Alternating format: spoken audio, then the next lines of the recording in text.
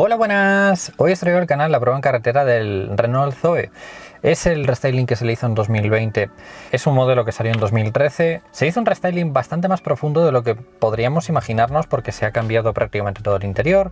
Exteriormente ha cambiado un poquito, tampoco demasiado. Luego, en cuestión de frenos, se aumentó un poquito el diámetro del freno delantero, se quitaron frenos de tambor trasero y se añadieron frenos de disco. Se modificó un poquito el motor y las baterías. Las baterías y el motor lo hay de dos formas diferentes. Hay un motor pequeñito, que son 110 caballos, que 110 caballos en eléctrico está bien. Y luego estaría el de 135 caballos, que es el que estamos probando. En batería es la misma batería físicamente, pero limitada. Hay una de 40 kilovatios y otra de 52 kilovatios. La de 52 kilovatios, por lo que me estuvo hablando a la mañana el chico de prensa, yo le decía que con cuántos kilómetros reales podríamos estar jugando, ¿no? Y me dijo que en este coche 400 kilómetros de real en máximo, que entre 350 y 400 kilómetros no sería difícil sacarlo. Como siempre, el tema de las autonomías es muy extenso porque depende muchísimo del lugar por donde el que vayas, de si hay muchas pendientes, de si estás en ciudad y retienes el coche, entonces regenera un poquito más de batería, ¿no? Entonces es muy arbitrario, pero para que nos hagamos una idea. Es un coche que consume muy poquito. Estamos hablando de que consume un 12,7. Ayer devolví el 208 con una media de un 17,5. Consume 5 kilovatios hora cada 100 kilómetros más, que es bastante diferencia, que si lo empiezas a sumar a la larga, pues ojo, igual te acabas ahorrando unos cuantos euros al año en cuestión de electricidad. Cuestión interna, si os fijáis, se ha modernizado. En el acabado más alto tenemos una pantalla bastante grandota, un climatizador bastante chulo. En la descripción os voy a dejar la revisión en profundidad para que lo veáis en profundidad, todos los acabados, equipamientos. Hay 3 acabados diferentes. Vamos a encenderlo. Sigue teniendo algunos soniditos un poco extraños. Tenemos regulación del cinturón de seguridad en altura, punto positivo, porque por ejemplo ayer el 208 no lo tenía y bueno, la verdad que se echaba un poquito en falta eso. Aquí lo que vamos a hacer es poner la información de energía para que veáis los consumos instantáneos. Como veis, ahora mismo está en una media de 12,7 kilovatios hora cada 100 kilómetros de consumo. Es un consumo muy bueno y ya vais a ver que puede rondar en torno al 10 sin mucha dificultad dentro de poblado. Vamos a movernos, la palanca han cambiado, ahora es una palanca un poquito más palanca, porque la anterior palanca no era tan bonita, ¿no? Y tenemos, dependiendo del acabado, cámara trasera, sensores de aparcamiento delanteros y traseros.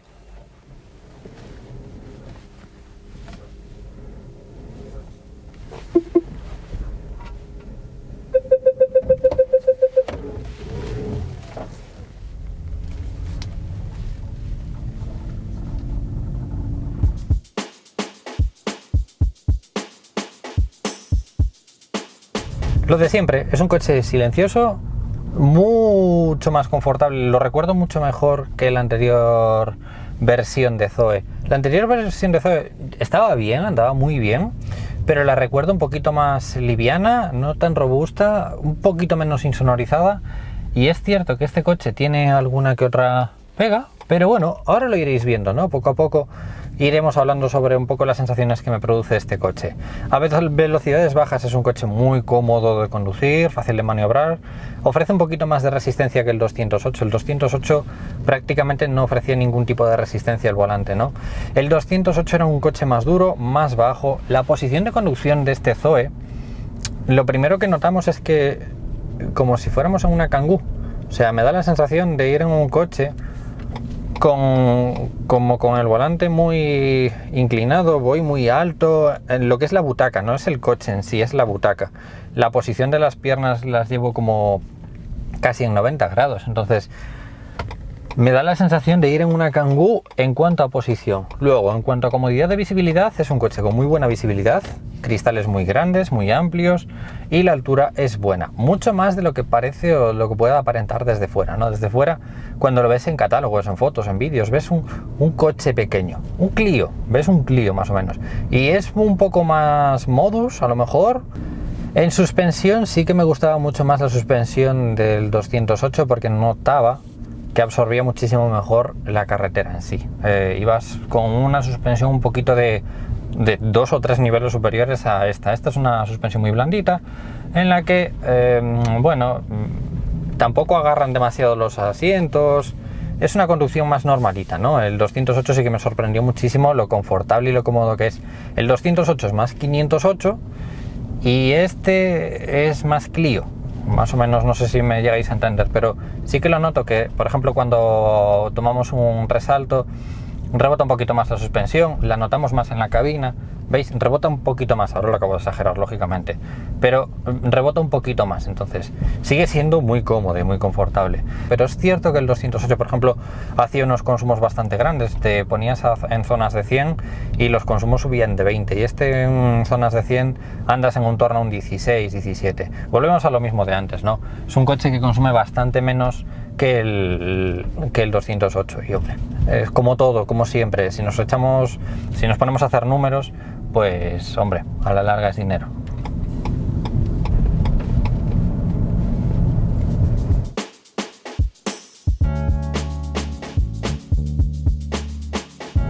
En este lo que no me acaba de convencer son los asientos. Son muy blanditos, no sujetan nada, no agarran nada, no tienen sujeción ni soporte, ni parte de abajo, ni parte de arriba, ni nada. Entonces das una glorieta, una rotonda como acabo de dar ahora y sientes como que te vas un poco de lado, ¿no? Y con eso con el 208 no pasaba. Entonces, sí que bueno, tiene cosillas que mejorar en el futuro el Zoe, pero sí que es un coche pues, que está muy bien. En cuanto a precio, pues está como todos los coches eléctricos a día de hoy, sobrepasado el doble de precio. O sea, yo siempre he dicho que los coches eléctricos deberían de valer la mitad de lo que valen, ¿no? Un Zoe debería estar en torno a los 15, 18.000 euros y no valer 30.000 euros. Parte desde 27.000 euros en su acabado inicial, pero yo lo siento mucho, el acabado inicial a mí no me convence. Yo me iría al acabado intermedio y le pondría el motor pequeño y la batería pequeña, me valdrían perfectamente. Ahora habría que buscar un poco la oferta que hubiera en ese momento, ¿no? Ya veis que los consumos en poblado que acabamos de hacer ahora no han sobrepasado en ningún momento 10 kilovatios hora cada 100 kilómetros. Es una pasada lo poco que consume este coche en ciudad. Es increíble, pero increíble. O sea, en ningún momento hemos sobrepasado de 10. Aerodinámicamente casi no hace ruido, un poquito en los retrovisores, pero aerodinámicamente es un coche súper silencioso.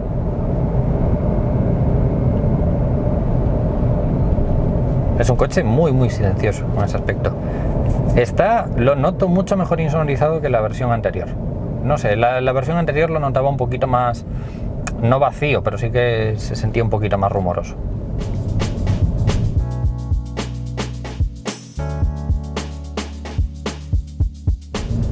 En el cuadro os acabo de poner ahora los consumos instantáneos y el consumo medio, y vais a ver cuando hace recarga cuánto recarga y cuando le pisas el acelerador cuánto está consumiendo. ¿Os fijáis? 20, 30, 40, pero si soltamos menos 8, menos 10, menos 9.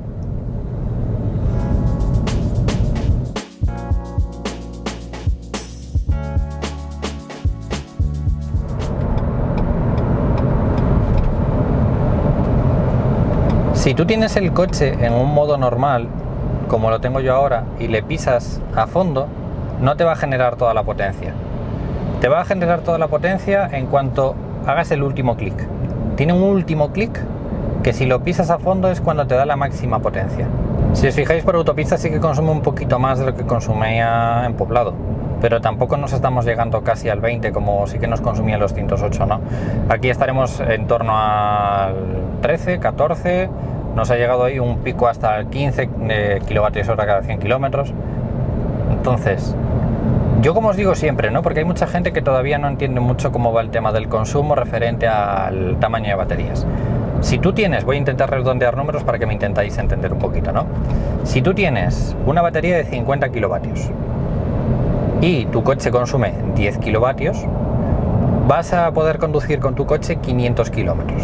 Pero más o menos para que os hagáis una idea, si tu coche tiene una batería de 40 kilovatios y consume un 10, vas a poder andar 400 kilómetros.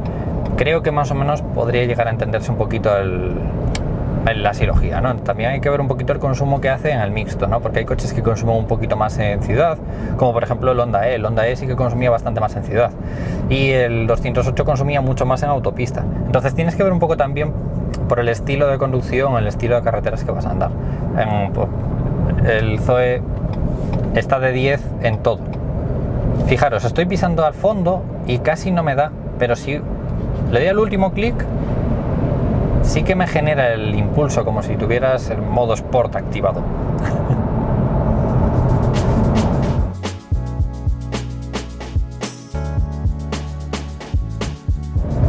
Los tiempos de carga van a variar un poquito dependiendo de vuestro punto de carga y dependiendo un poco del equipamiento. Le podéis añadir opcionalmente un cargador un poquito más rápido del que trae de serie. Tampoco creo que sea necesario, es decir, que lo podrías cargar a 22 kilovatios, pues podrías cargarlo, porque lo podrías cargar mucho más rápido. Pero yo creo que lo normal es, no sé, cargar entre 7 y 11 kilovatios. Yo creo que la media de 7, coger un wallbox y añadir un punto de carga tipo wallbox de 7 kilovatios en casa, yo creo que sería suficiente. Te hace una carga en 8 horas, pero tampoco lo vas a enchufar todos los días de 0 a 100, ¿no? Es decir, tú vas a llegar un día y vas a decir, va, lo tengo al 80%, va, pues hoy no lo cargo porque mañana voy a ir al trabajo y el trabajo está a 20 kilómetros.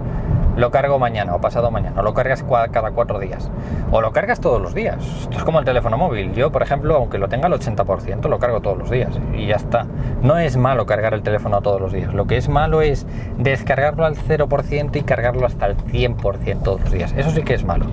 Entonces, este coche, a diferencia del 208, sí que puedes limitar la carga hasta el 80%, hasta lo que tú quieras, y eso te va a ayudar a no cargarte un poco la batería, ¿no? Pero si lo cargas cada 4 o 5 días y a lo mejor cargas del 60% hasta el 100%, en 3 horas lo vas a tener cargado, en 4 horas. Entonces tampoco penséis que lo vais a enchufar siempre de 0 hasta 100%. Porque bueno, todo va a variar un poquito de cuánto lo pongas a cargar. Pero bueno, carga normal, en un enchufe normal, con unas condiciones normales, estamos hablando de unas 8 horitas en casa, en un enchufe normal. Ahora, que si lo quieres enchufar en un trifásico, pues por poder puedes. Y lo puedes llegar a cargar en menos de una hora, tenerlo 100% cargado.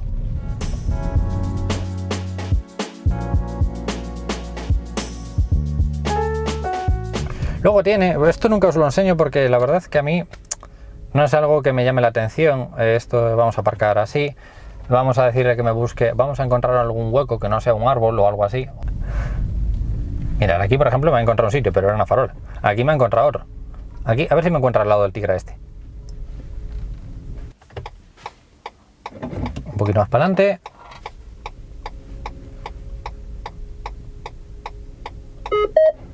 Vale. Y ahora, hacia atrás. Y ahora debería aparcar él solo. Uy, el morro de ese Golf. Uy, el morro de ese Golf. ¿Veis por qué os digo que aparcar con estas cosas es un lío? Por eso yo no os recomiendo. ¡Oh!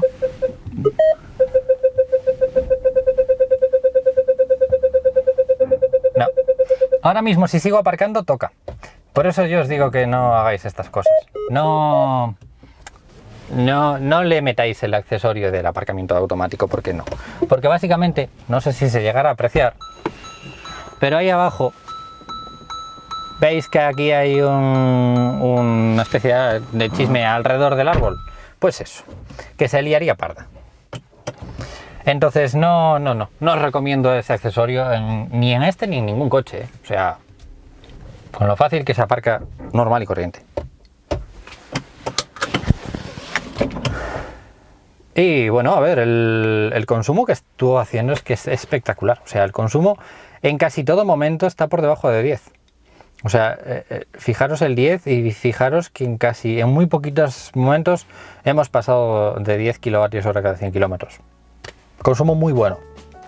Es un confort de conducción muy bueno, es un poquito blando, pero bueno, con una ayuda MOVE de las nuevas y demás, puedes llegar a tener un Zoe equipadito por 25.000 euros, ¿no? Chicos, como siempre os digo, si le dais a me gusta, comentéis o compartís, os lo voy a agradecer mucho y nos vemos en próximos vídeos. ¡Un saludo!